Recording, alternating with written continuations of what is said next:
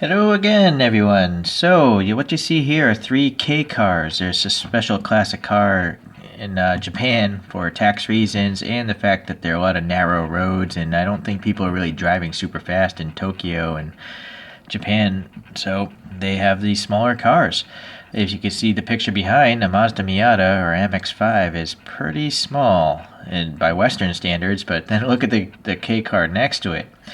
So if you're wondering what that car is in front of that Mazda Roadster, it is the Mazda R360 Coupe or Coupe, and that's the car we're going to take a look at today. So this is done by Dydo up here, but I believe it's really made by Kyosho.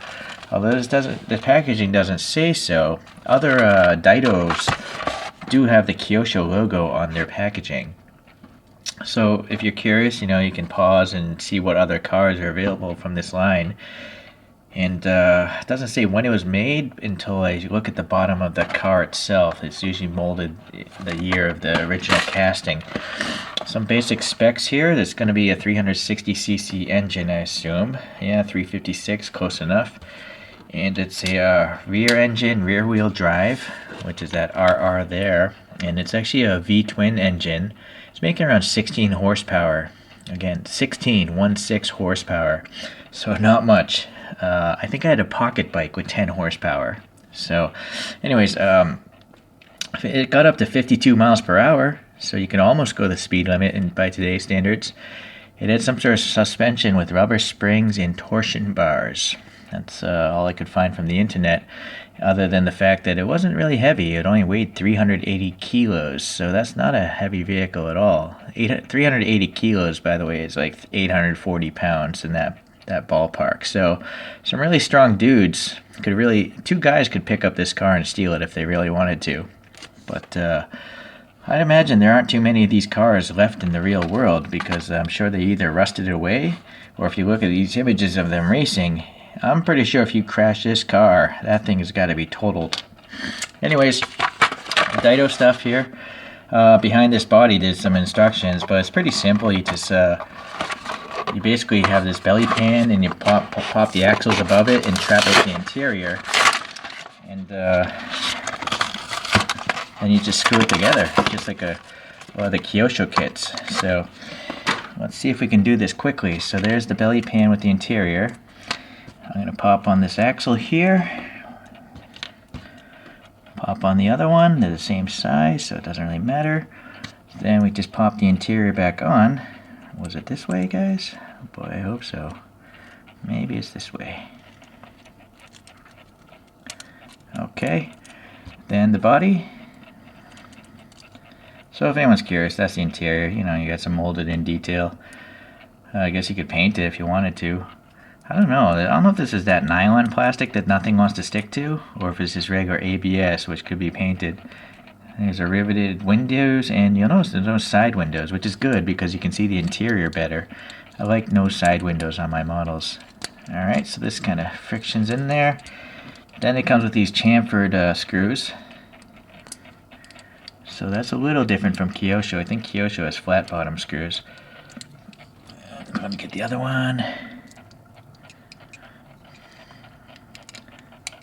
Alright, so in this case, I find these screwdrivers to be kind of hard to work with. The handles you don't get enough torque, so I like these electronic screwdrivers. They have a nice long handle to get a lot of twisting grip on.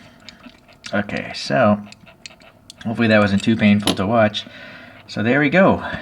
This is I guess a racing livery of this car, just like on the back of the packaging.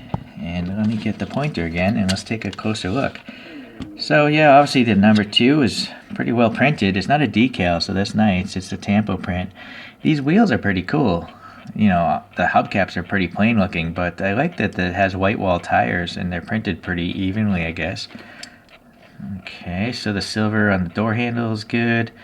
A little, panel gap is kind of wide, I guess, but I imagine this model didn't cost much when it was brand new.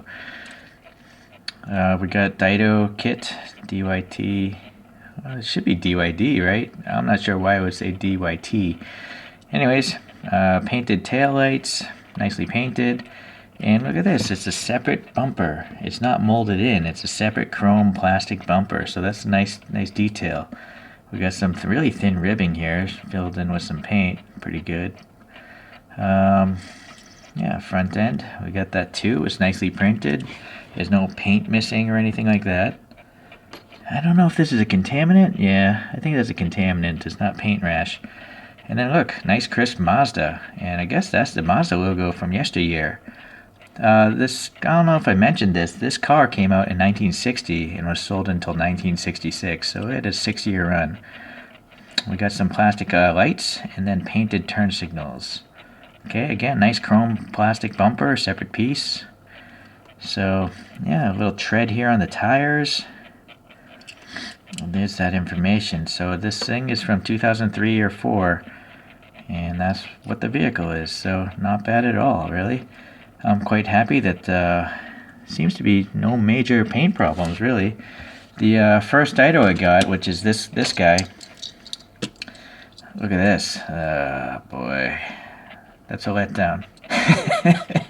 That's just, I find paint bubbling to be really extremely annoying to look at. So, too bad.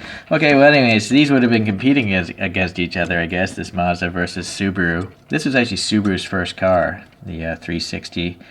So they very often use 360 in their names because that was the displacement limit for K cars of this time frame. So, yeah, in dimensionality, they're probably going to be very similar because they want to maximize the footprint to give you more interior space, right? Later on, the K-car regulations changed and they became slightly bigger. Okay, so actually, let's just put this back with the other guys so you can take a look here. The other two cars are Hondas. So this is the Honda, I believe, N360, and then this is called the Z50 or something. I might be mistaken. But anyways, they're all similar size dimensions because they're all from the same era. Now you might be wondering, you know, could we compare it against a regular diecast car instead of just looking at a photo? And so let's just pull out a car that I think exists in every country. It's a good old GTR.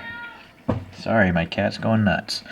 So yeah, I mean a GTR isn't even a sedan, but obviously it's a big, well, I don't know, it's not a big car. I think it's just that these are ridiculously small cars.